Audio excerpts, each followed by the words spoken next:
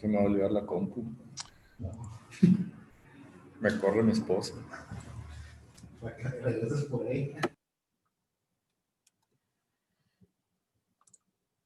All right, we're getting all the participants loaded right now.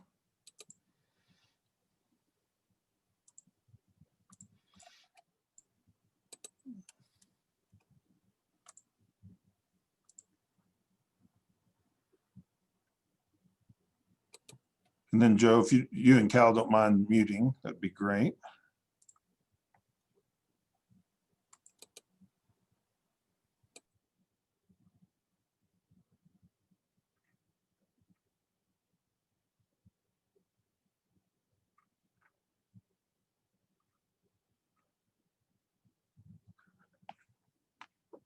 We'll get started here in just a minute as the attendees are loading in.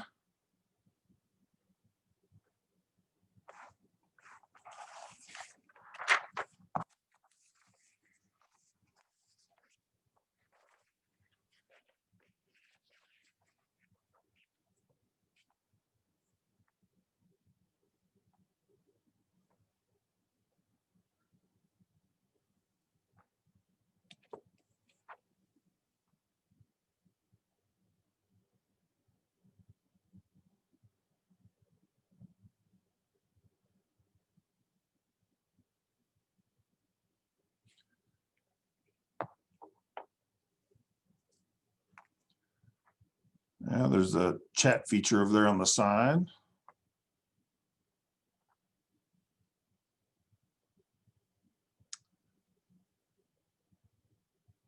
Welcome, Mr. Garcia. We're glad to have Laredo participating today.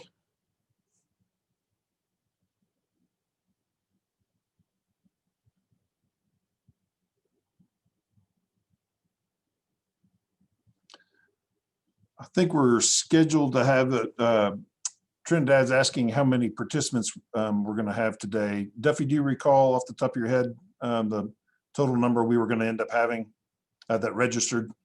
Yes, I believe we have about 172.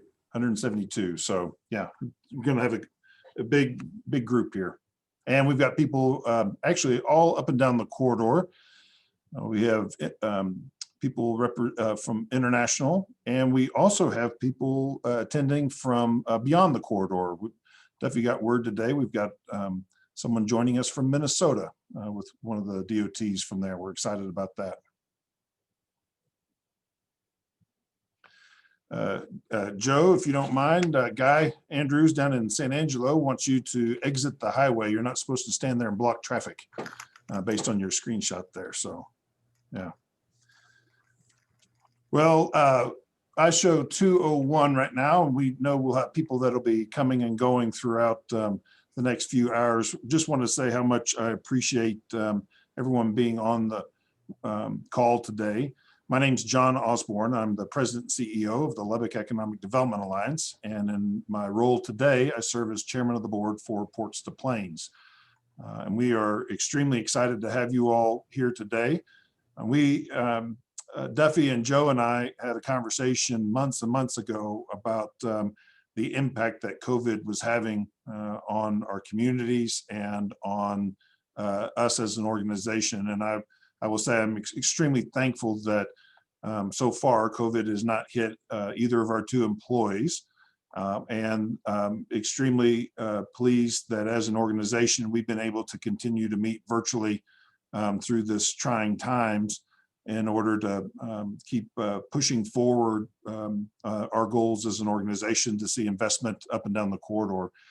And it's been as trying a time as COVID has been for us, it's been a very successful year. And so we're extremely pleased that you all are joining us today. We have quite a few people joining us on the call today. We have some international guests, including those that are a part of our Mexico government and the Mexico ambassador to Canada. We have Arturo Hernandez Basov. We have Gina Marquez Cordova. We have from our Ministry of Foreign Affairs, Mr. Iglesias Servin and Ms. Pardon Sanchez. From the Consulate of Mexico in Del Rio, we have Gabriel Barrios and Nerys Gomez. From the state of Coahuila, we have Guillermo Gonzalez Castillo. From the state of Sinaloa, we have German Riviera. In the United States, we have from the U.S. Department of State, Preston Savarese. From our U.S. Senate office, we have Joe Rydell from Senator Cornyn's office. We have Mary Owen from Senator Cruz's office. Bobby Hanson from Senator Cruz's office. Kathy Garcia from Senator Garner's office. Sherry Buck from Senator Hoeven's office in North Dakota. Alexis Vanette from Senator Kramer's office, also in North Dakota. And Rick Collin from Senator Kramer's office in North Dakota. From the U.S. House of Representatives, we have Kaylee Mathis from Congressman Jody Arrington of Texas. Casey Morris, also of Jody Arrington's office, Congressman Arrington's office. Dustin Johnson from Congressman Buck's office of Colorado. And Travis Grant, also of Congressman Buck's office. And so a few more from, we also have Dale Patton from the North Dakota State Senate. We have a large number of representatives from the Department of Transportation, including some commissioners from Colorado, representing North Dakota, Minnesota, and Texas. And we are very excited to have all of you all on the call as well today. We also have our consultants that we work very closely with on this call. You see Sherry Huddleston from Hans Scarborough on the call today, as well as Jack Shenendorf representing Covington and Burling in Washington, D.C. So want to just say thank you to everyone for being here and for being a part of this. We have a good agenda for you today. We recognize that it's a couple of hours, but you're not having to travel, so there's a lot to update you on. I'm incredibly proud of what's taking place up and down the corridor, and that corridor extends from Mexico all the way to Canada.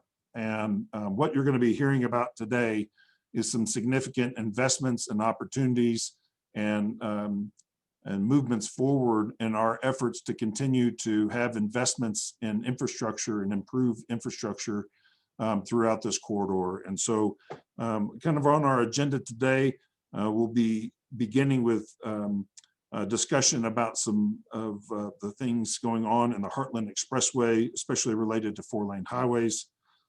We will also be talking about what's taking place south of the US border down in Mexico, especially in the state of Coahuila.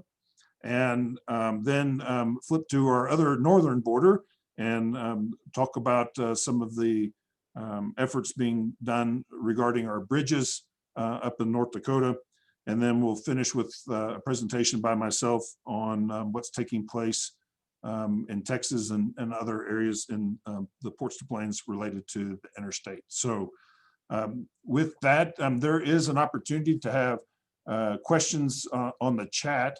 We'll do our very best to try to pay attention to those and make sure that we're addressing those questions. That we'll have everyone do their presentations, and then we'll kind of take a quick look back at the questions that you all might have, and make sure that we try to answer those. So want to also say thanks to my board of directors here in Lubbock for allowing me to serve as Ports to Plains chair.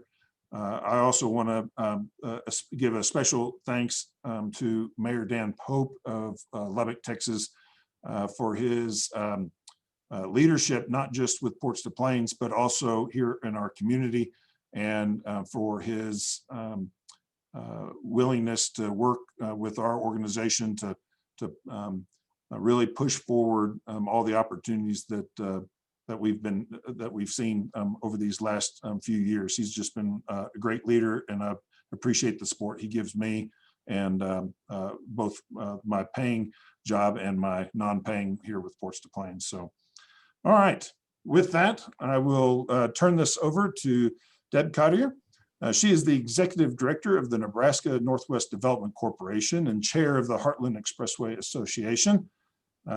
She is, prior to being in the local economic development position, she worked for the governor and later U.S. Senator Ben Nelson as his Western Nebraska staff representative. She's been involved with the Heartland Expressway Association since its inception, where at that time she was the Chamber of Commerce executive in Chadron. So with that, Deb, thanks for being here today. Thanks, John. Yeah, and I was about 12 years old when that all started. So That's right. Figure out the numbers. Thank you very much, John, and thanks for the opportunity to give a brief update from the Heartland Expressway Association. For those of you who might not know, the Heartland Expressway Association is the middle piece, and we have portions of our expressway in 4 different states: Colorado, Wyoming, South Dakota, but the majority of it runs through the heart of Western Nebraska, which is where I live. Chadron, Nebraska is about 20 miles from the South Dakota border. And so since we last gave an update for the Heartland Expressway Association, a few things have changed, mostly related to COVID. But during the pandemic, we have maintained our monthly meeting schedule, mostly via conference, teleconference, and Zoom. We did, however, meet in person for a socially distanced annual meeting luncheon in August in Gering. We heard from our U.S. representatives, Senator Fisher and Congressman Smith, virtually, regarding their continued support for the work that we're doing to maintain and create the 4-lane expressway through Western Nebraska. We also heard from Director Kyle Schneeweiss, the Nebraska DOT, regarding upcoming Heartland Expressway activities, including a bid letting, very important bid letting for construction on the next phase of the Heartland Expressway. This is a portion of the route, 14.2 miles of road on US Highway 385 from what's referred to as the L62A junction, or the Baird turnoff, if you are familiar with the area, going north to where the previous 4-lane expansion stopped. That bid opening will take place on the 19th of November, and barring anything terribly unforeseen, we're projected to have dirt moved in 2021 on that next 14-mile section of the route.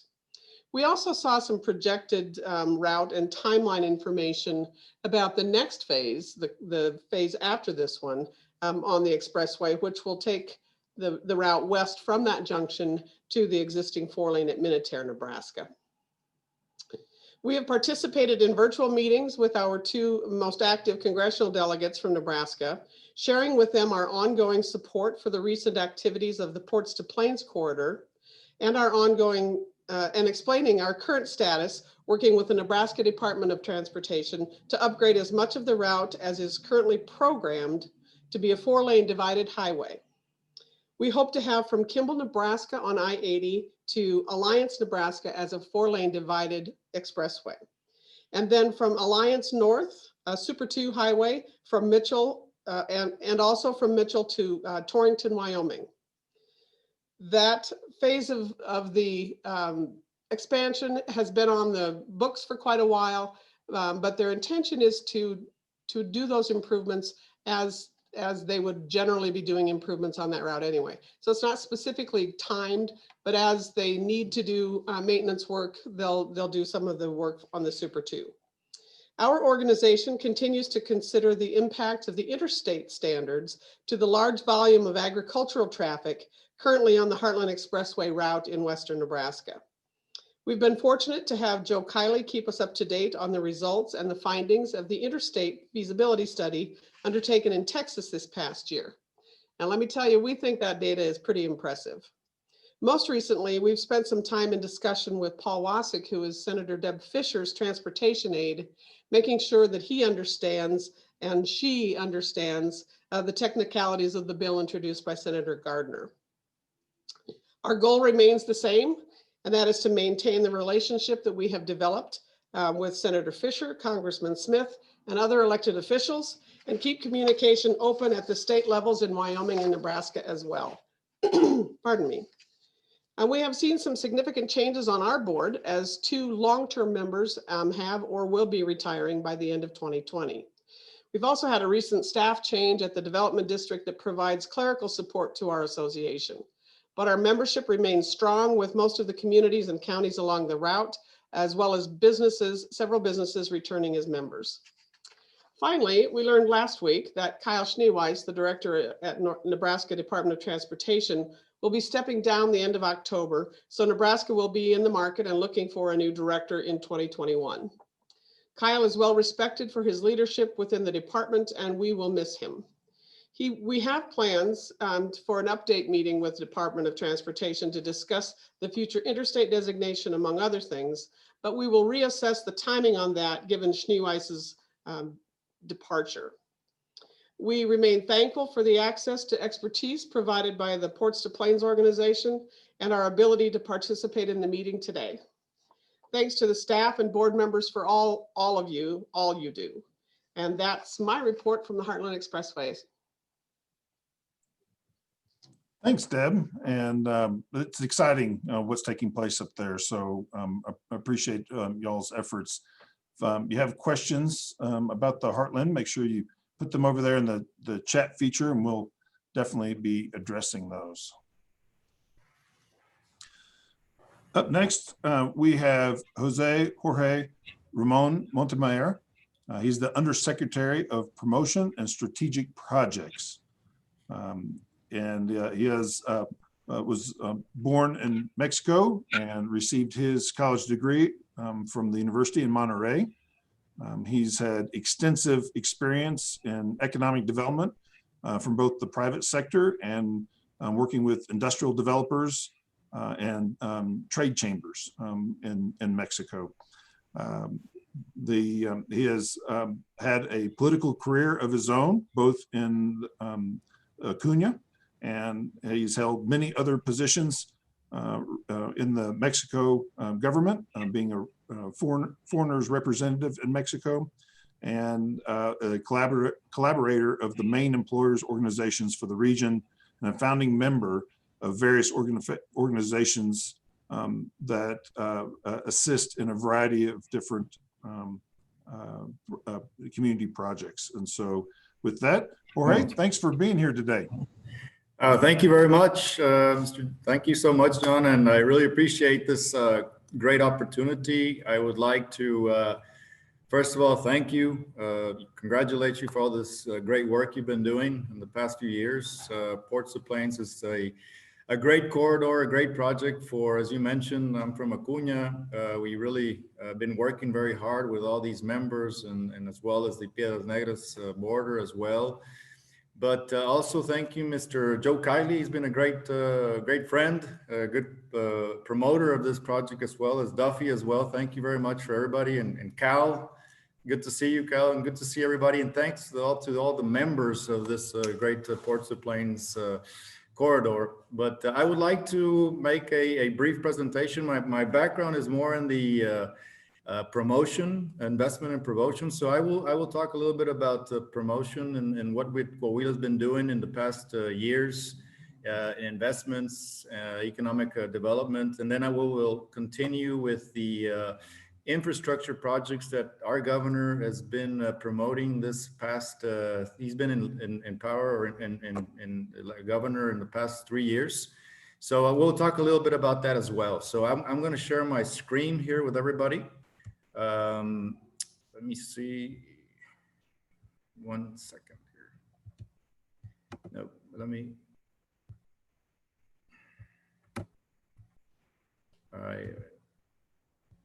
Nothing's gone up, right? No.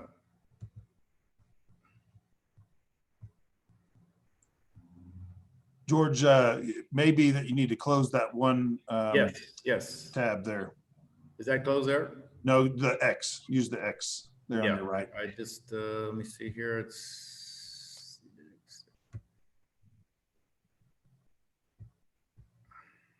We had it a while earlier, right? I mean, we're discussing this, but this technology here. Try clicking that X there, and I think you should be able to see it. Yes. Let me. It's. Or there. Oh. Well, it looks like we've lost him, so I bet he'll be back in just a moment. So Cal, in the meantime, we're going to fast forward to you here real quick, and then we'll get Jorge back on par here in just 1 second. So, Cal? Okay.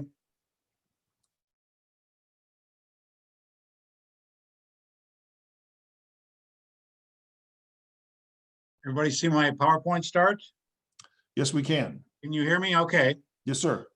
All right. Well, again, thank you for allowing me the time to kind of discuss what we've moved forward with on our section. I think most people are aware in the Theodore Roosevelt Expressway comprises 3 states, Montana, North Dakota, and South Dakota, parts of South Dakota. We connect with the Heartland Expressway. And one of the things that I do want to bring up during this time that with the COVID is that we had good success with all of our congressional delegations in Zoom meetings with them, talking about the transportation of how important transportation is to our rural regions. And so we met with all the congressional delegations in Montana, North Dakota, and South Dakota. And if there's any of those representatives on the call today, I do want to thank them for their time, because it's important that we stay in touch. We're not going to go anywhere without our federal partners. So with that, I'll kind of click along with what's happened here in North Dakota. We've had some significant progress. Those of you that probably know me, I don't talk much about a bridge, but I will a little bit today. One of our major projects in North Dakota was this year was the replacement of the Long X Bridge. And I'm just going to show some steps of, there's an aerial photograph, also the old steel structure type bridge that we're trying to replace. It was kind of non-functional for the type of loads that were going up through Highway 85 and the Theodore Roosevelt Expressway. So see, these are some of the starts of the progress that we made. They started last fall, and ironically, this Friday they're having the ribbon cutting for that bridge. So it's kind of exciting. And when you talk about, back behind my screensaver here is the type of loads that kind of come up our corridor, not kind of come up, they do come up the corridor on a daily basis. So that's what we deal with. And that's why we were so important about the infrastructure along the corridor and the 4-lane project, and then making this bridge functional. So as I said, the Long X Bridge is nearing completion. It's a little bit farther than what that picture was a couple of days ago, but they are having the ribbon cutting on Friday, the North Dakota DOT. One of the focus of what we're trying to do right now, we do have an environmental impact statement is done for 62 miles from Wofford City south to I-94. And basically what we're looking for right now, where they're moving forward the best they can with the monies they have within North Dakota to move the project forward as far as easements and right-of-way acquisition, that type of thing. And as you can see up here in that area, that's where the Long X section of that Long X Bridge is. It's in a very difficult part of the corridor with the Badlands and very rough country, but this is an area that we're going to try to move through as quickly as we possible. Our next phase is going to be from Watford City down to the north end of the Long X Bridge. And that's where we're working with some state and hopefully federal dollars on accessing grants and that type of thing. And then we move down further south, completes the 62 miles down to Belfield. When I get to Belfield, that's a small community located along I-94 in North Dakota. And there's some projects there that have been applied for and approved through the North Dakota DOT. And that's basically some safety projects, some turn lanes within the city of Belfield, right and left turn lanes, widening it, and lighting and extending the pedestrian crossings. There's a highly traveled road between I-94 and 85. So that's just something that is going to go through that community and hopefully make it a little bit more modern and more efficient as far as transportation. The cost of that project is estimated at about $3 million, and they're going to be starting, I believe, next spring. And some of it's maybe started already.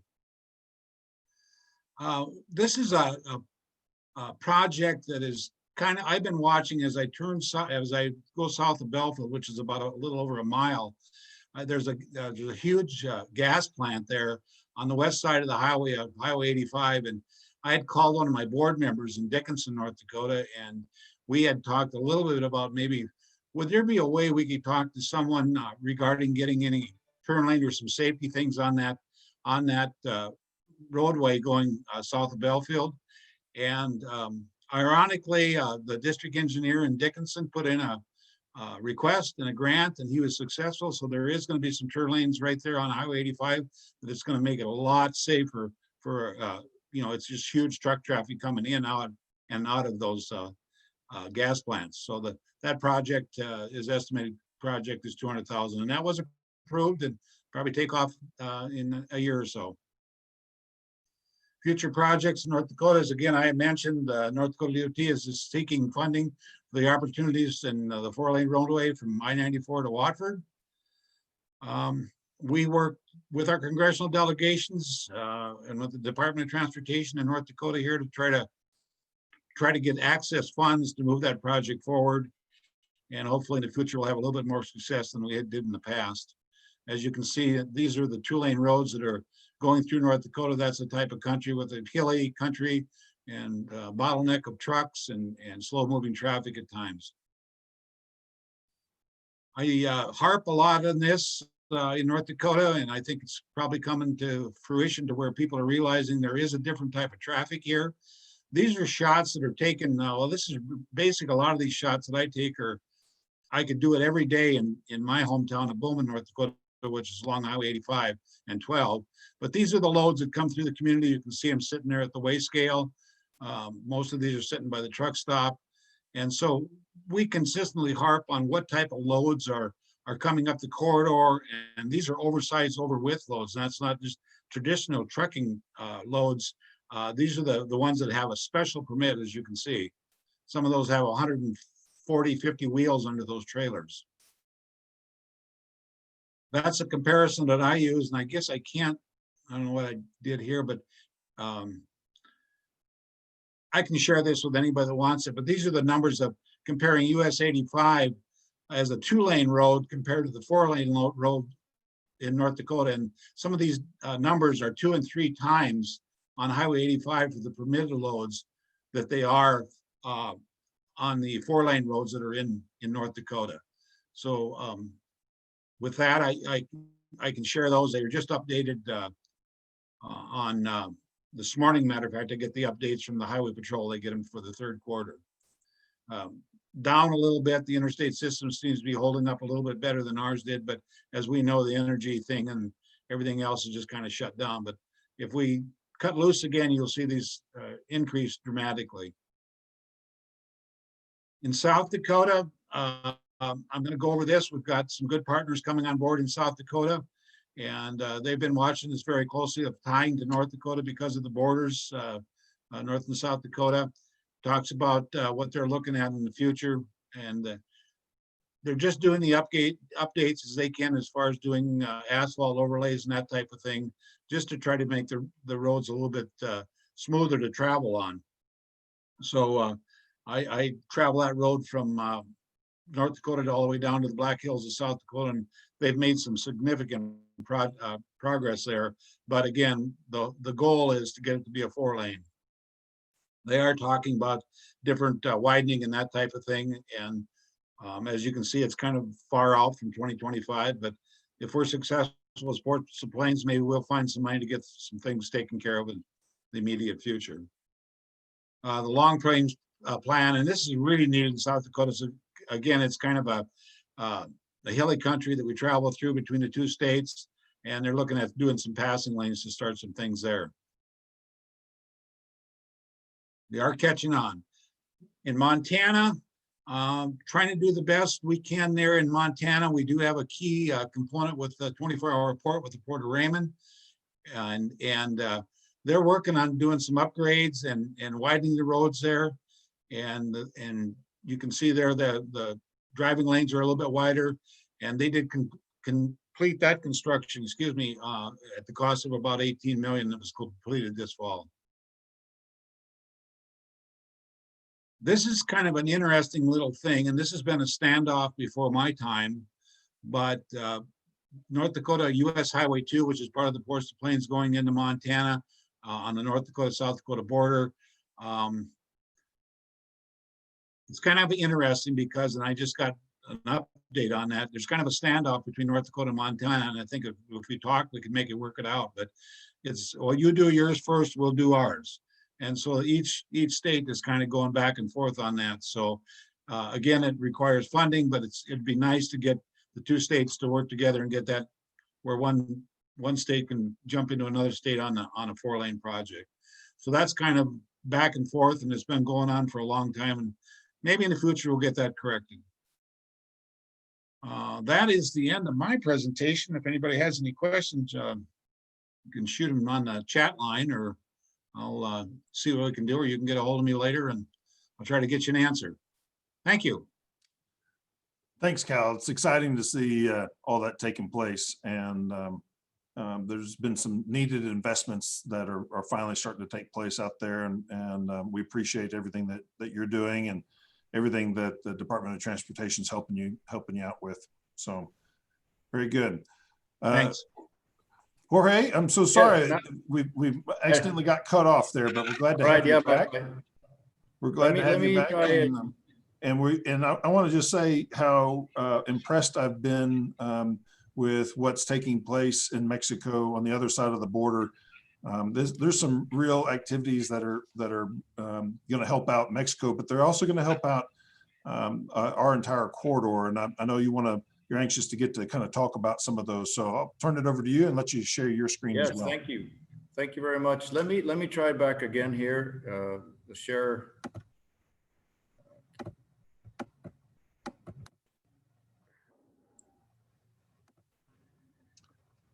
There, we've got it. There we go. Yep. Can you see it? Yes, okay. sir. Well, thank you very much for that as well. Thank you. And yeah, we're doing great things in the state of Coahuila. And I just want to give you some information, general information for those of you maybe that don't know the state or where it's at. Coahuila has a population of a territory of 152,000 square kilometers. And the best thing about this is our border. We have a border of 512 kilometers of border with the state of Texas. So that makes us a very competitive state, Coahuila. So as well as our population, really quickly, we have over 3 million people in population. And that's about 2.5% of the total national population in all of Mexico. And in Coahuila, we have 38 different municipalities, which makes us a very diverse with different economic structures in the state of Coahuila. And I want to really quickly go through why we need ports to plains and why our governor is working very hard to promote this ports to plains. Actually, we do present it in wherever we travel, in Asia, in Europe, in South America, we promote this ports to plains. But this is why we need it. We have over 5 different OEMs in the state of Coahuila with General Motors, Fiat, Chrysler, Daimler. With this, over 1.2 million vehicles are being produced in the state. And all of these, about 85% of these vehicles are being exported to the US and mainly through rail and trucks. So very important for this corridor for us, as well as over 1 million motors or engines are being produced and also exported to the US market as well. But as well important is this another production is this the trucks that has been produced. This manufacturing over 29,000 tractor trailer trucks as well with Fiat, Chrysler. But now this metal mechanics information is the rail cars that is being produced as well, also exported to the United States by rail. So rail is very, very important to us. And as well as the steel industry. The steel industry in the state of Coahuila is very important. We have and produce over 5.7 million tons of liquid steel, which this steel is also exported to US and also sold in Mexico and being sold to the OEMs now in the state of Coahuila. So very important, another very important economic structure for us. And this is mainly in the center of the state in Monclova. I know some of you who have traveled to that Monclova region as well, but also my favorite is the beer industry in Coahuila. We have Constellation brands that I know everybody drinks the Corona beer, that this company also generates a lot of economy near our border, and mainly in Nava and Piedras Negras. This company mainly produces, is very incredible. It produces over 25 million bottles per day. And what generates this is that 200 rail cars daily cross to Eagle Pass with the production of these 25 million bottles. 25 million bottles, and also 300 regular trucks through the Eagle Pass and Piedras Negras bridge. So that's also another interesting project that I'm going to be talking to you about, the Eagle Pass, Piedras Negras rail and bridge as well. But the dairy products as well is very important in the state of Coahuila. I know a lot of you drink Lala milk. It's now produced, or well, sold in the United States of America. But another important is the green energy, that Coahuila has one of the biggest solar wind farms in Mexico, as well as the solar panels as well. So this is another very important coming up in the economy of the state of Coahuila. So, and very important, actually, I'm right now in one of the cities, the main mining cities is in Nueva Rosita. I'm actually sitting here in the mayor's office, which I was traveling from Monclova, and I stopped here in Rosita, which is one of the main mining cities as well. So Coahuila owns about 95% of the coal reserves in all of Mexico are in this area where I'm at this point in right now. So it's very important, another big economy for the state of Coahuila.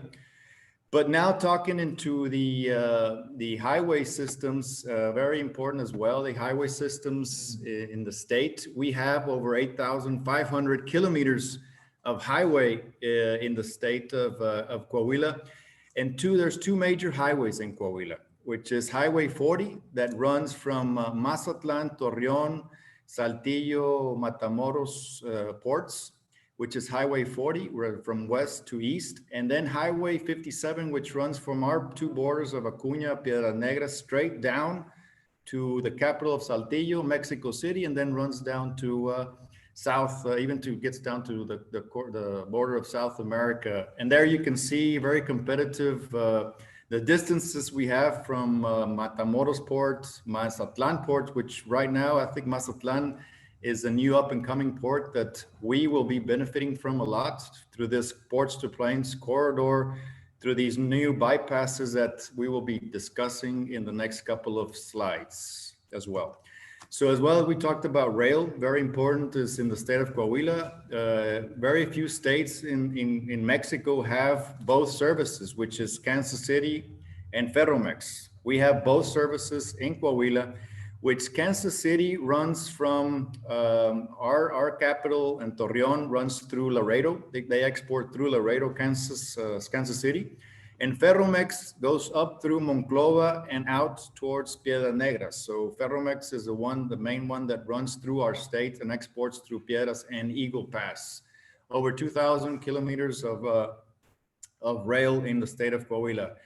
And well, we have the presentations always in Ports to Plains presentation. We really promote it. We know we're going to be benefited from this corridor. We love to hear, the new bypasses you're doing, the upgrades you're doing in this wonderful Ports to Plains corridor.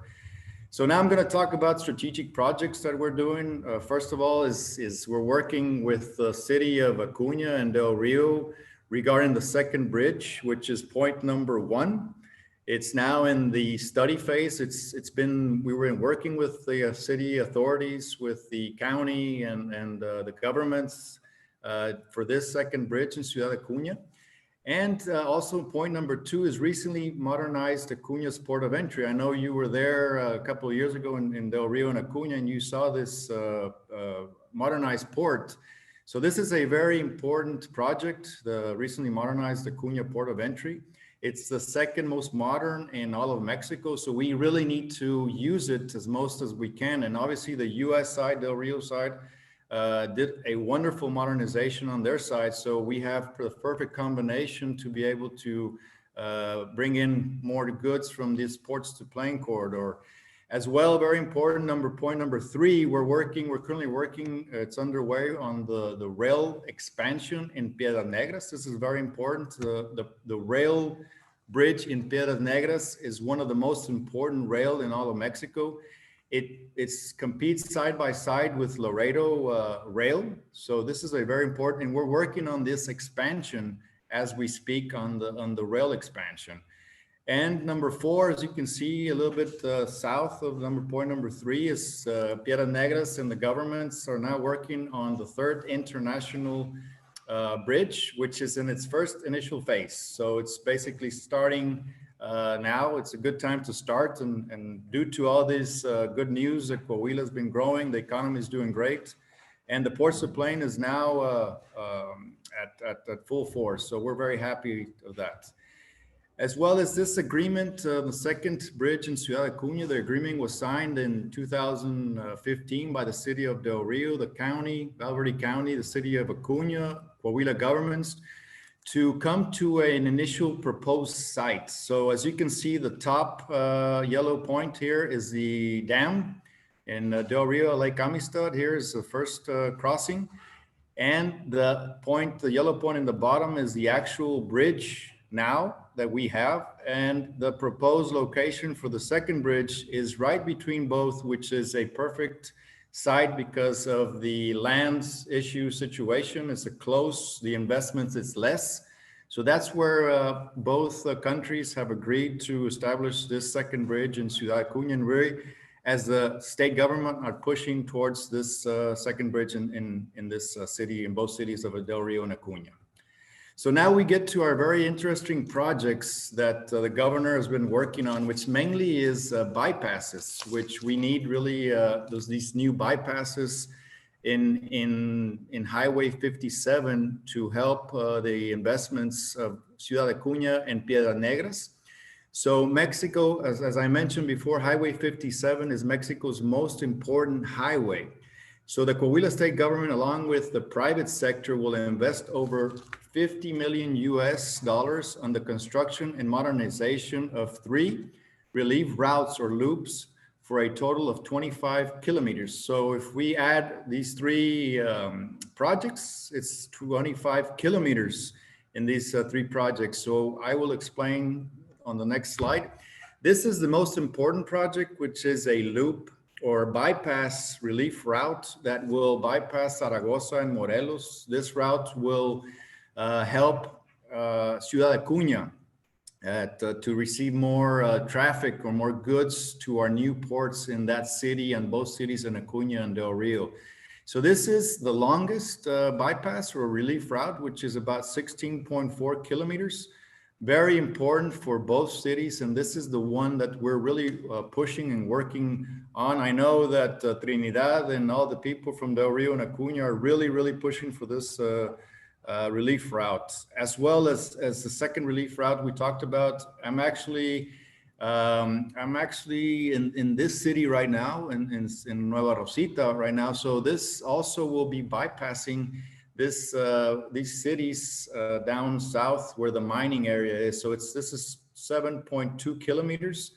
And let me add all these bypasses or relief routes that the state government is working on will be finished by next year. So the target date for the government or the governor is working on all these routes is for next year to be ready to help these and help the ports of plains come into the state of Coahuila. Now we get further into, this is Monclova. This is right in the center of our state, a very important steel producing city.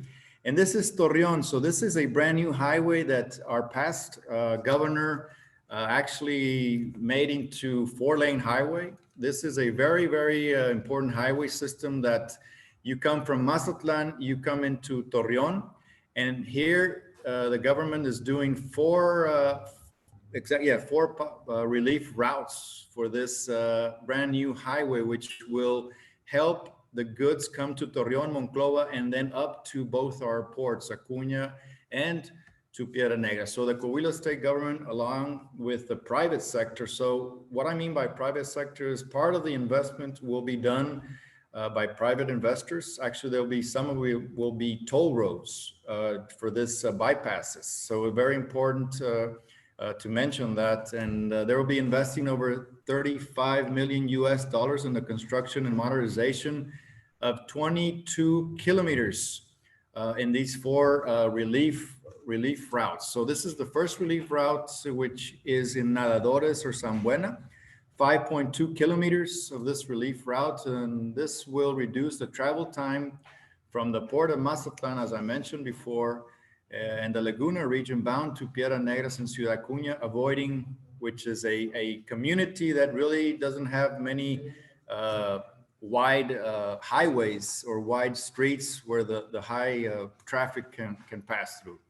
As well as this is another 3.5 kilometers as well. This relief route would also bypass another city of Sacramento as well. Very important to do this as well. And this is the most important one. It's 5.8 kilometers of relief route, which is another city called Cuatro Ciénegas, which is very close to Monclova. And this is another relief route that is very, very important for the economy and to bypass the cities.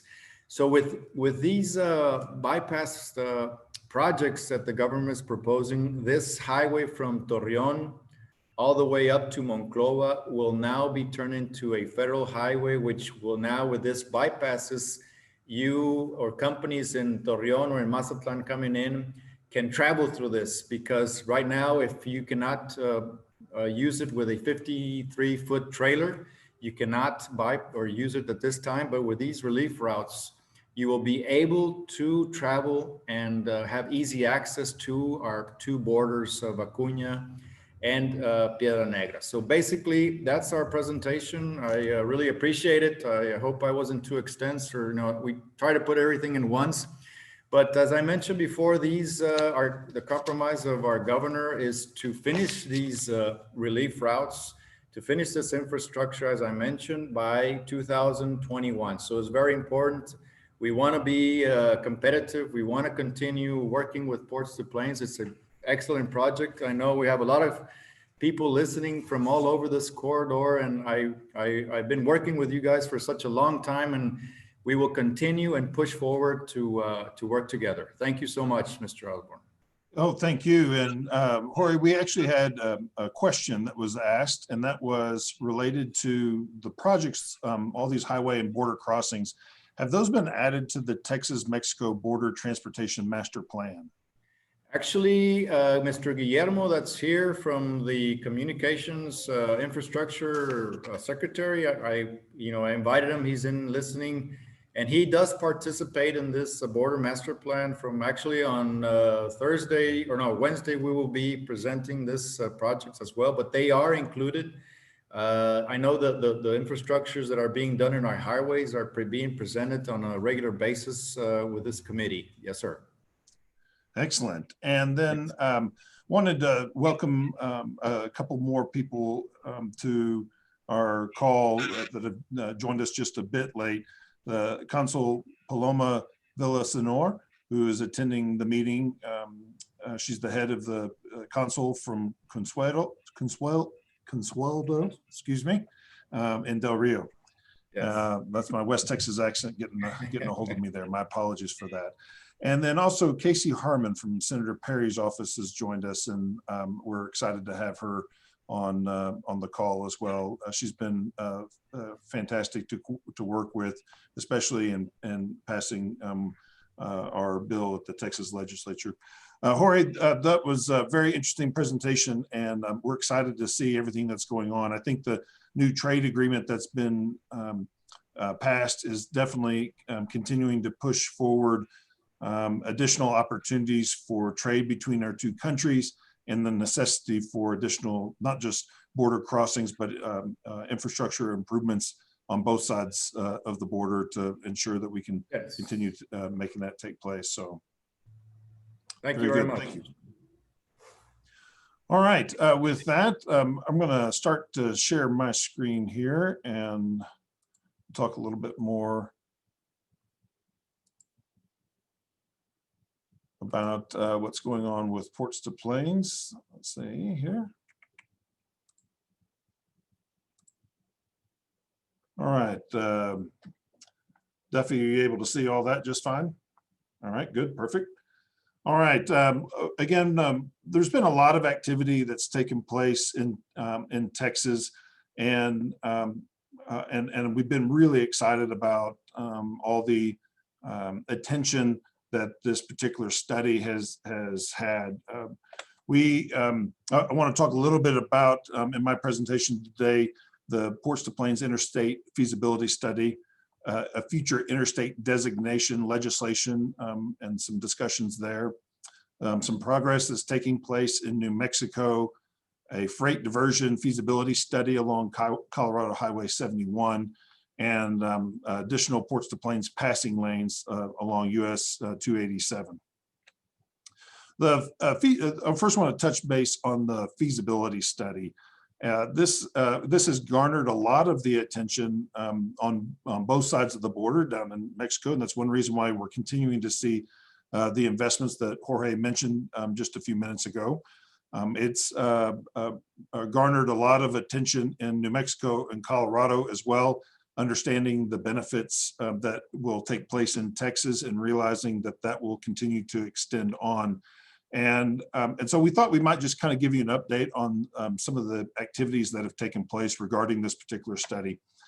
I first want to say that this particular portion, we often get asked in Texas why there's so much interest in what's going on here. And to kind of give you an idea of the region that we're talking about, this entire area here along the corridor is, let's see if I can move that there we go. This entire area along the corridor is about 963 miles. So from Laredo through Eagle Pass and Del Rio on up to Sonora and San Angelo to Sterling City, where it splits and a portion goes over to the Midland Odessa area. Portion goes through Big Spring to meet back up in La Mesa and come to Lubbock and on up to Amarillo, up to Dumas, and splits to go over towards the border at New Mexico, and a portion goes to the border at Oklahoma. That 963 miles, to kind of put that in perspective, that's about the same amount of miles as Dallas to Mexico City. It's about 100 miles more than Dallas to Minneapolis, and it's about 200 miles more than Dallas to Indianapolis. So when we start talking about the Ports to Plains corridor, we often have a lot of interest in looking at just what is happening in Texas, and it's because Texas is an incredibly large state that you'll see in the next few slides has a tremendous amount of trade that takes place with Mexico. And that sheer volume of distance is one reason why there's been a tremendous amount of interest in Texas. So this last legislative session that we had in Texas, I want to give a special thanks to Senator Perry and Representative Ford Price from Amarillo, who sponsored bills in their chambers that was then combined into House Bill 1079. Which the governor then signed in June of 2019. And this required a study to be done on the Ports to Plains corridor, spanning the entire 26 counties and the 963 miles. So the study really only looked at the impacts that it had to Texas and not the surrounding states or Mexico. But as you'll see and have heard, there's been a lot of conversations that have been extended into those areas because of the benefits that have been brought about. Each year, there is about $11 billion in agriculture product sales just in Texas alone along this corridor. But what the results of this study found was that the corridor really connects and integrates the nation's and Texas's most strategic economic engines, which include these $11 billion in agriculture production. But it also goes right through the heart of our energy production, and also is supported with international trade. We have growing population and economic centers, And despite being fairly rural in West Texas, we're seeing that there is opportunities for growth between now and 2050. The Ports to Plains corridor supports the production and export of agricultural products that totals about $11 billion annually. And those different types of products include cotton, grain, oilseed, hay, beef, sheep and goats, and dairy. And it's all put right along our highway networks as it gets transported to market. The Ports to Plains corridor is really vital for the nation's energy production. It supports not just the Permian Basin, but also the Eagle Ford Shale. In April of 2020, the Permian Basin accounted for over 39% of US crude oil production, and that's up from 18% in 2013. In 2019, the Permian Basin contributed about $9 billion of the $13.4 billion, which was roughly 67%, in energy taxes and royalties just to Texas. The Eagle Ford Shale accounted for about an additional 11%. So this has significant impacts on Texas and the national economy. Wind is also a real critical piece to the energy economy in South and West Texas. In 2019, Texas led the country in wind power additions, representing a record amount of nearly 4,000 megawatts. The center section of the corridor is responsible for about 60% of all of Texas's agriculture energy, alternative energy, excuse me. The corridor also connects the states and the nation's strategic trade gateways of Laredo, Eagle Pass, and Del Rio to the designations North, West, and East.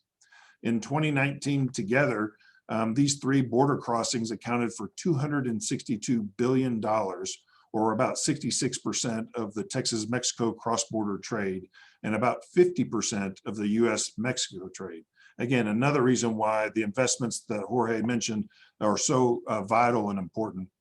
In fact, if you look at this great picture that the mayor of Lubbock took down at the bridge in Laredo, you can see how congested things are in Laredo just trying to cross the bridge. This was an actual picture he took when he went down to visit with the mayor of Laredo. This is not an uncommon scene amongst any of the border crossings. There is significant time delays and therefore impacts to our economy as a result of not having the investments on these border crossings. Some of our key challenges are really related to the connectivity, the economic development, the safety, and the access to mobility. So if we've got the nation's largest inland port in Laredo, Texas, and it's not connected by interstate to energy and agriculture production, then that's a significant challenge to get those products to market. There's about 600 miles between I-25 in New Mexico and I-35 that goes up through central Texas to the Dallas-Fort Worth area. And that makes the connectivity of the main geographic area of Texas to be a real challenge. Obviously, interstates bring a lot of economic development opportunities, and not having that kind of infrastructure in rural and West Texas has negatively impacted our ability to attract economic activity. Crash rates on undivided highways are significantly higher than on an interstate standard infrastructure. And again, most of our roads in West Texas are 4-lane divided highway all the way down to 2-lane. Most of the communities along the corridor do not have access to an interstate, and that creates barriers for them as well. We now want to look at the kind of the current and future trends, beginning with our population. These future trends are projected without an interstate upgrade. So if things were to just remain the same, this is what you're going to see. The corridor has increased in population by about 33% in the past 30 years and is expected to grow 61% in the next 30 years.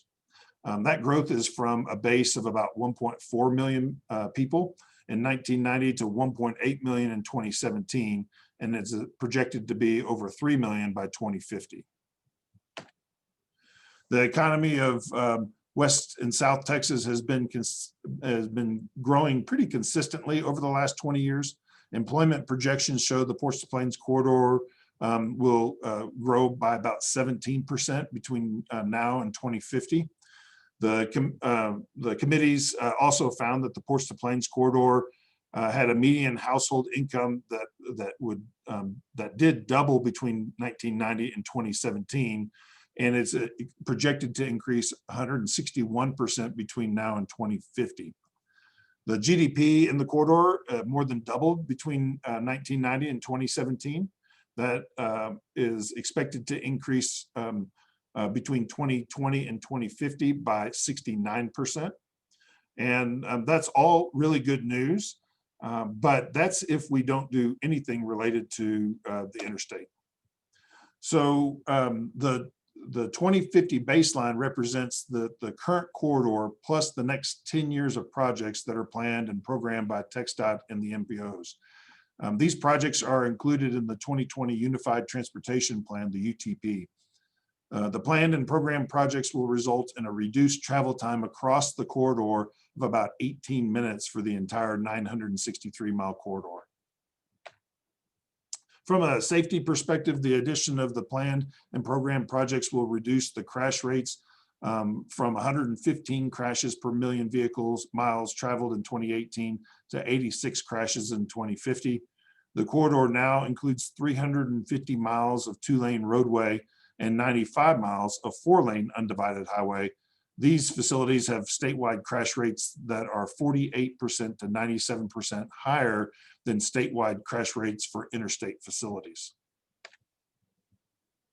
Freight volumes are projects to grow. Freight volumes are projected to grow by 76% between 2018 and 2050 with all these planned program projects. Freight flow from along the corridor is generated by the 3 international border crossings we've been discussing. The truck flows from these ports of entries reach all regions of the United States and into Canada. In fact, it's been very interesting seeing as they've crossed at Laredo, these trucks are found to be in Denver within 2 days. And from Denver, they spread all out, including going north to the northern parts of the corridor as well. Nearly 80% of the trade moving across the border at these 3 border crossings is moved by trucks. In terms of exports through the 3 border crossings on the corridor, just over 2/3 of the total exported value will come from states west of the Mississippi in 2050. And so again, having I-35 over on the eastern portion of Texas closer to the Mississippi means that they're further away from where the export markets, where we need these goods to be exported to. Nearly 3/4 of the total imported value will be bound to states west of the Mississippi in 2050. And so now let's talk a little bit about the feasibility analysis and what the findings were if we were to change and do an actual interstate upgrade. The projects that are planned assumes that the corridor would be fully built and built out as an interstate by 2050. Much of the corridor would need investment in that area. There's only a small stretch that actually is already at interstate between Lubbock and Amarillo. The bulk of it would need significant upgrades. The committee found that the interstate upgrade is essential to many of the items that we've already discussed: the connectivity, the safety, the mobility, the travel time, the freight movements, the access to markets, the economic opportunities, and the reliability. The interstate upgrade will provide significantly more benefit than the baseline with planned and programmed projects looked at in the previous data. And the interstate upgrade will increase and expand the local tax base and state sales tax revenues. State sales tax revenues are one of the most important parts of our general revenue funds, and obviously seeing an impact there is very positive. In 2050, the interstate upgrade estimated the crash rate reduction corridor-wide over the 2050 baseline would be 21%, would be a decrease of 21%. If we were to compare the crash rate reduction of the interstate upgrade to the 2018 current conditions, it would actually be a decrease of 41%, which is very, very significant. That crash rate reduction from the interstate upgrade results in an annual savings to Texans of over $450 million. The interstate upgrade would reduce the corridor travel time in 2050 by an average of 86 minutes. That brings the total travel time across the corridor to an average of 104 minutes, or over an hour and a half from the current conditions, a decrease of an hour and a half. And then these savings reduce the travel time for transportation of both people and those goods. It makes the corridor more accessible for trucks and facilitates more international trade. The interstate upgrade would attract truck traffic from nearby parallel routes, as well as national routes like I-10 and I-35 from Laredo to San Antonio, and I-35 to I-70 from Dallas to Denver. It would also provide improved access to international trade gateways of Del Rio, Eagle Pass, and Laredo. The reduction in travel time, increased market access radius, and increase in route reliability provided by the interstate upgrade will help the energy industry transport products to market. The interstate upgrade would provide a safer and more reliable route for trucks carrying energy products to market when traveling through cities and small towns. Regionally, the interstate upgrade will provide diversion of east-west and north-south trips between regional markets. Statewide, the interstate upgrade will include moderate diversion from I-35 from Laredo to San Antonio, which will help ease a lot of that congestion. Nationally, the interstate upgrade will create diversions across key national corridors, including I-40, I-70, I-35, I-10, and I-25. Binationally, the interstate upgrade in Texas will create diversions between the Mexican states of Coahuila, Nuevo León, and Tamaulipas, south of Texas. The Rocky Mountain and Midwest states of New Mexico, Colorado, Kansas, Oklahoma, and Missouri, and trips between the Gulf of Mexico coast towards the Northern Mountain and Pacific Northwest states. It's pretty amazing when you start looking at these diversions, how much the improvements of an interstate across Texas along this corridor helps not just the rest of Texas, but other states and our international partners as well. It's projected the projection to upgrade the entire corridor to an interstate facility is about $23.5 billion. And while that does sound like a lot of money, I would say that in the whole, as you look at various projects across the United States, when you're building in rural South and West Texas, the land is more affordable. You're not having to displace a lot of commercial activity that's already taking place or residents. And the cost to make these improvements is significantly less than in urban areas. And so for a fraction of the cost to expand other interstates, it is far more affordable to fully build out the interstate across Texas and create a tremendous amount of economic opportunities, as well as the diversion of traffic in other areas.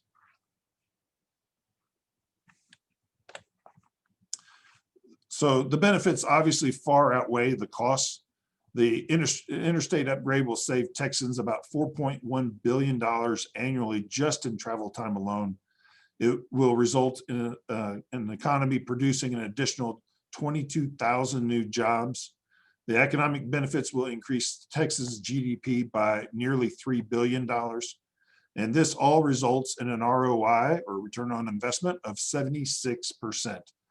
The economic benefits pay for the cost and return an additional $17.6 billion in benefits to Texas. Another way of putting this is the benefit cost ratio is 2.4.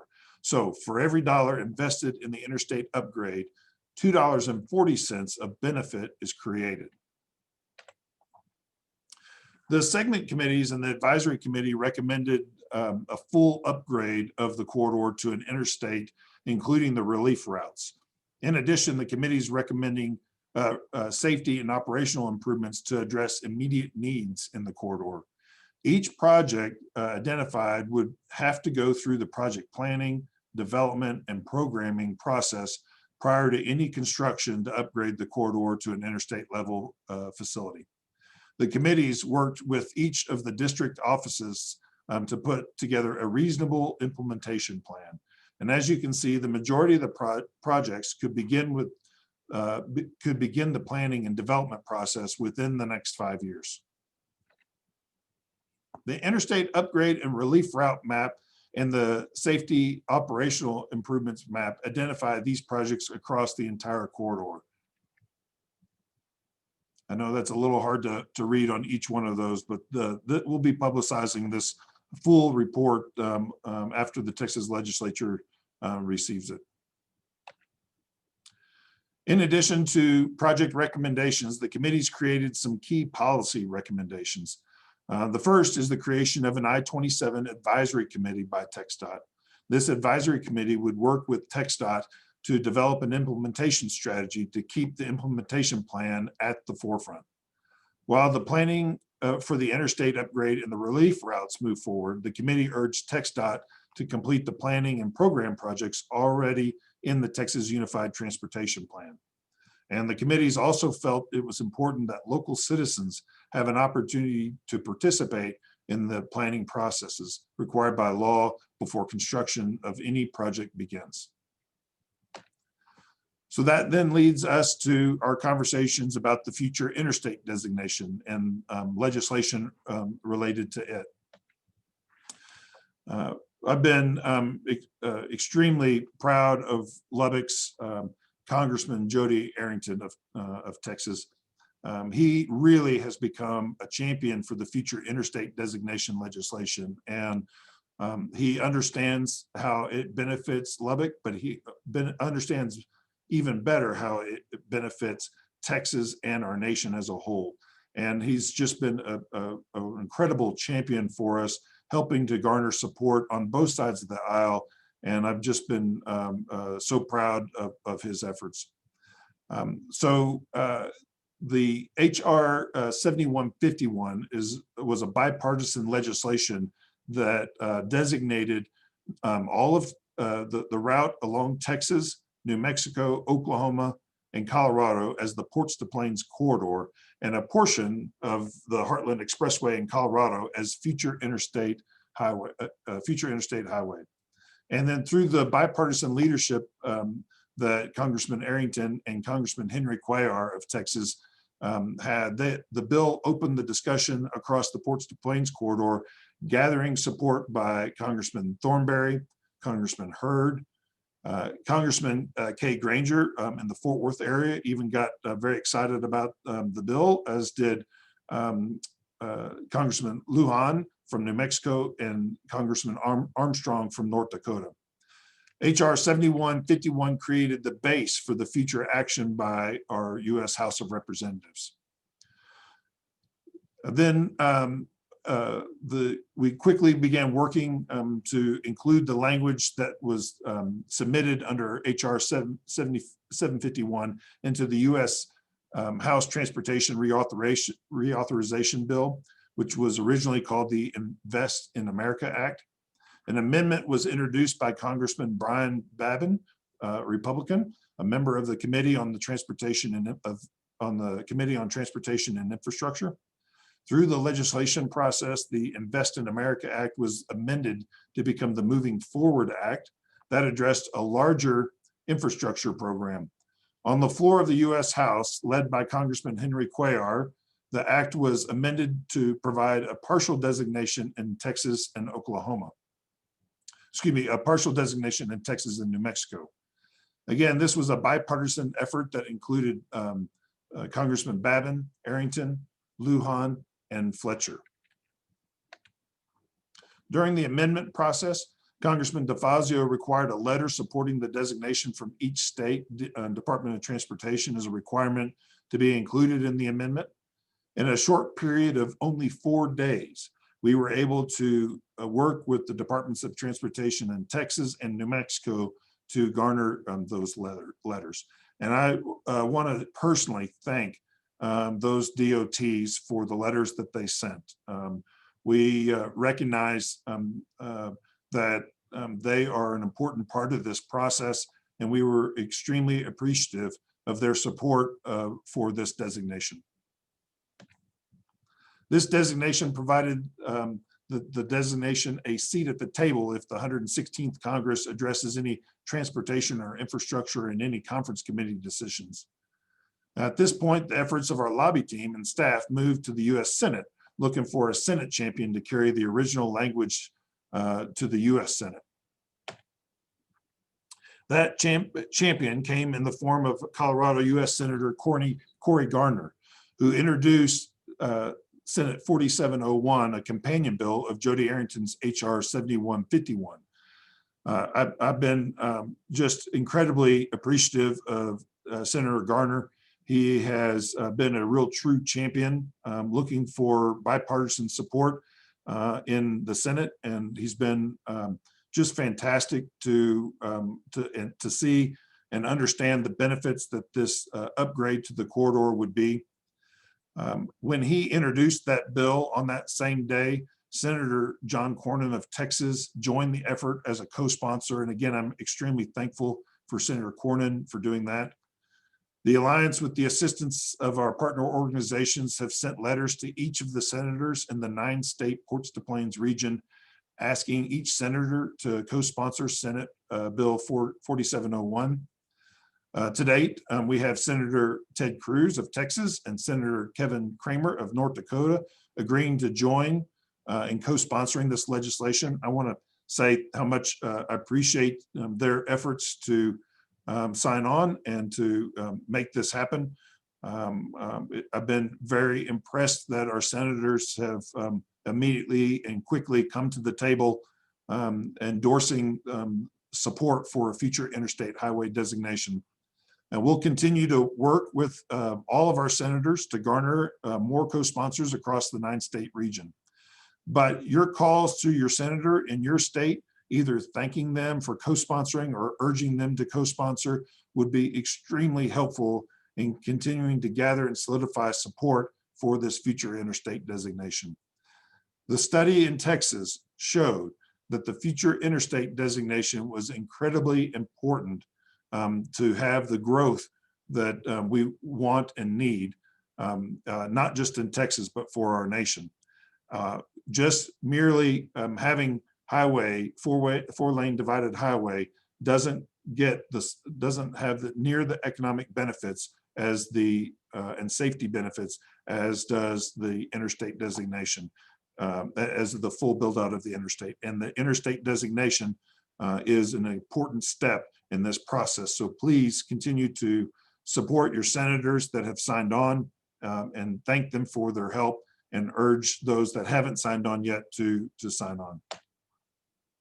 So what really lies ahead is a bit uncertain, as many of you all know. There's still an opportunity for the US Senate to act on the transportation reauthorization during the lame duck session between the election and the end of the year. It's not unheard of for something like that to take place. If no action is taken this year, then the 116th Congress comes to an end and the entire legislative process begins again.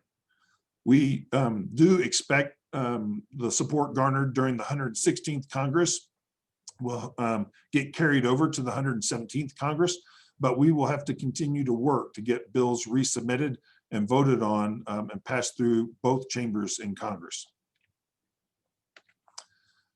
So that's what's taken place in Texas, what then developed into future interstate designation.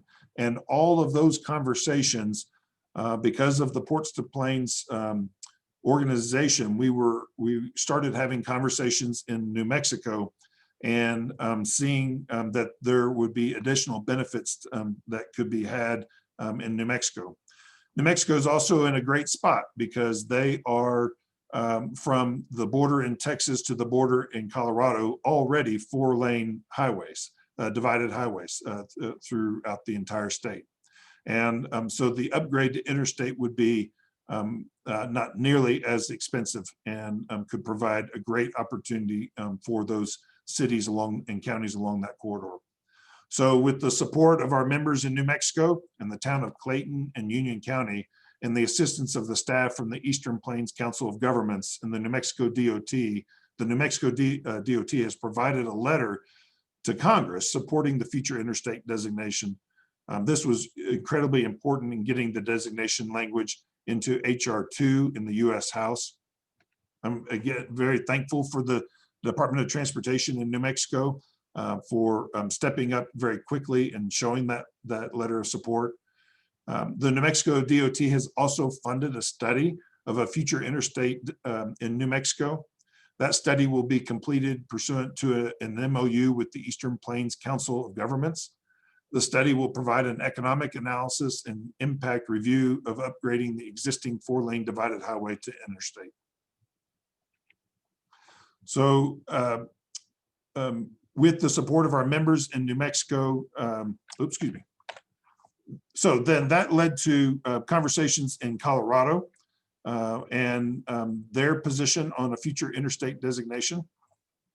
While we were not able to obtain a copy of the letter from the Colorado Department of Transportation regarding its support for future interstate designation language in the 4 days that we talked about it related to the vote in the House, we now have a copy of that letter from CDOT.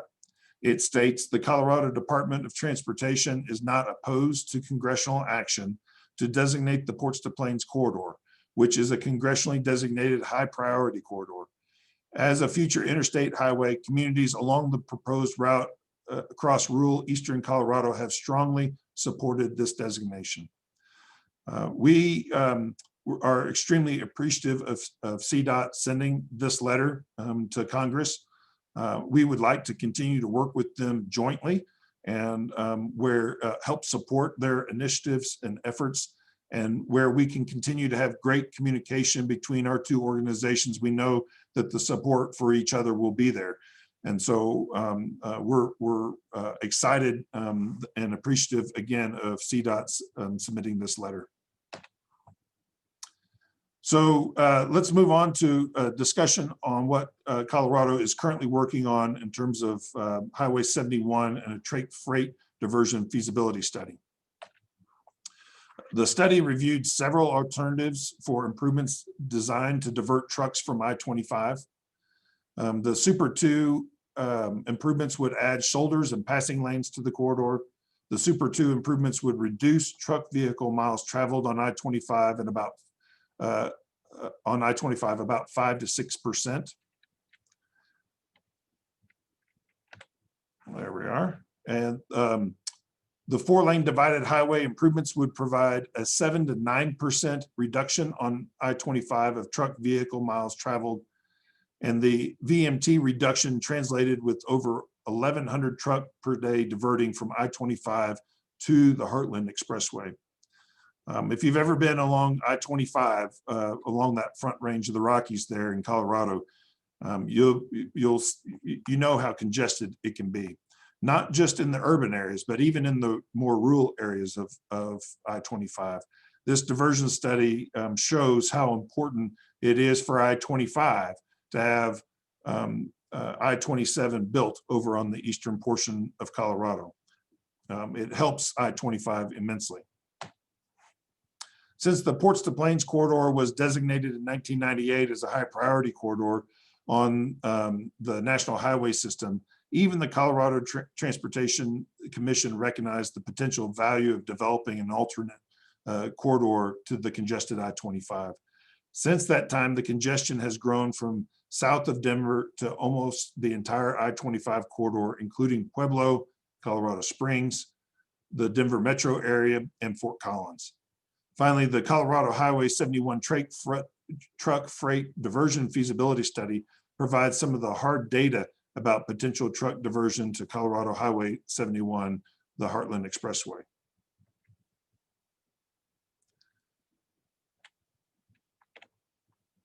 Since the, there we go, excuse me.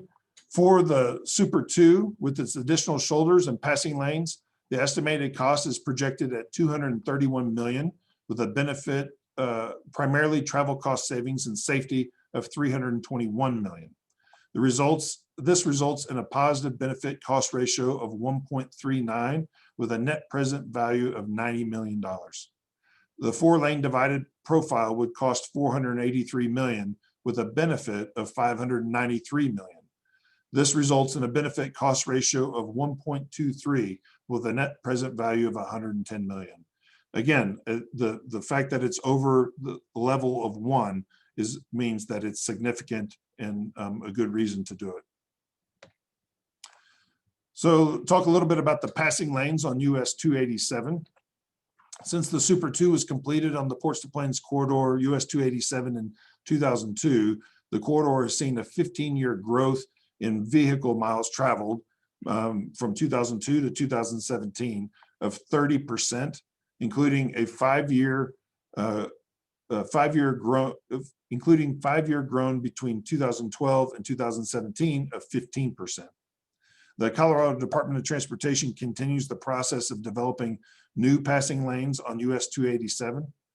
To date, $31.4 million, including an $8.3 million infra grant and a $10.5 million National Highway Freight Program formula funds and state funds to construct multiple passing lanes in the Ports to Plains corridor between Oklahoma and Lyman, Colorado. So please contact your congressional members and departments of transportation and urge them to continue to invest in the corridor. There's been some great things taking place up and down the corridor, and it's exciting to watch. Let's see if right there we are.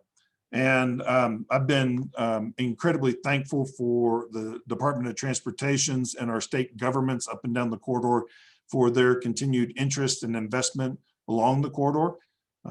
They've been great partners to work with. I can't say enough here in Texas about TxDOT and their willingness and interest to get our community's input and to provide information and data back that was so relevant. And so but we're excited up and down the corridor for everything that's taking place. And I think you're seeing some real synergies between the different states as a result of the activities that are taking place. The fact that Congress passed the new trade agreement with Mexico only emphasizes how important infrastructure investment, not just to cross the border, but to get deep into Mexico, to get deep into the United States is, and that infrastructure is highways.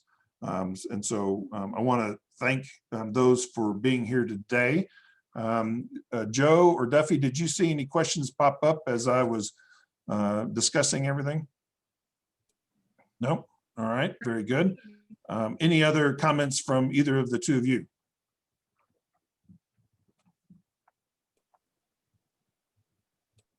All right, very good.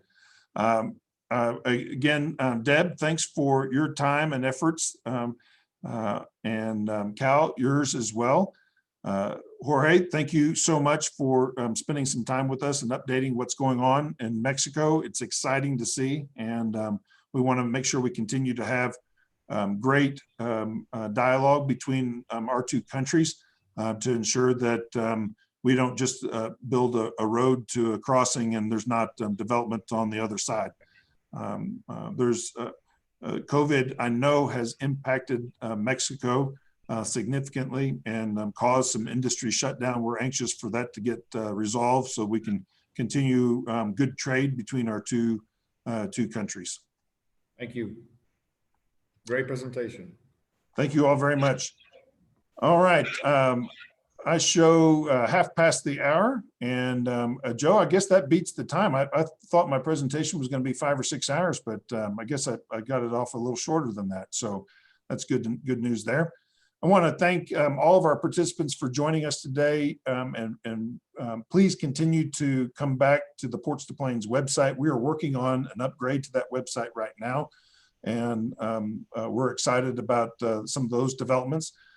Please don't hesitate to reach out to Joe or Duffy or myself, Cal, and Deb. If you have questions or thoughts about things that are needed, if you've got opportunities to help influence and show support for our state and national legislatures, please let us know. I want to thank the Hans Scarborough team and Jack Shenendorf for their efforts both at the federal level and also in Texas. They've been invaluable. And Sherry, thank you very, very much for your time and effort. David Poore, y'all been just phenomenal to work with alongside Jack, who's been with us for so many years. Can't say enough good things about you all as well. Letitia Vandepew, good to hear from you. I'm so excited you were able to be on the call today. She asked if we can get a copy of the slides. And if I'm not mistaken, Joe or Duffy will have those slides up on our website. If they're not there already, I would say they'll be there shortly. Jorge, if you don't mind sharing those with Joe, that would be great. I would very much appreciate that. And Deb and Cal as well. So we also hope to put the recording of this up where people can listen to the presentations. Great. I know I was flying through some of my slides. It's a lot of information. It is going to be exciting to have this report presented to the Texas legislature here at the end of the year. And we're excited for the developments that are to come. I want to say a personal thanks to all of the board of Ports to Plains and our volunteers that help so much, that cause great things to happen. I want to say thanks to our members for their support. We sure couldn't do it without you all as well. And with that, I want to just say thanks. And we look forward to meeting and visiting with you all in person the next time around. So thank you all and have a great rest of your week. Thank you. Thank you.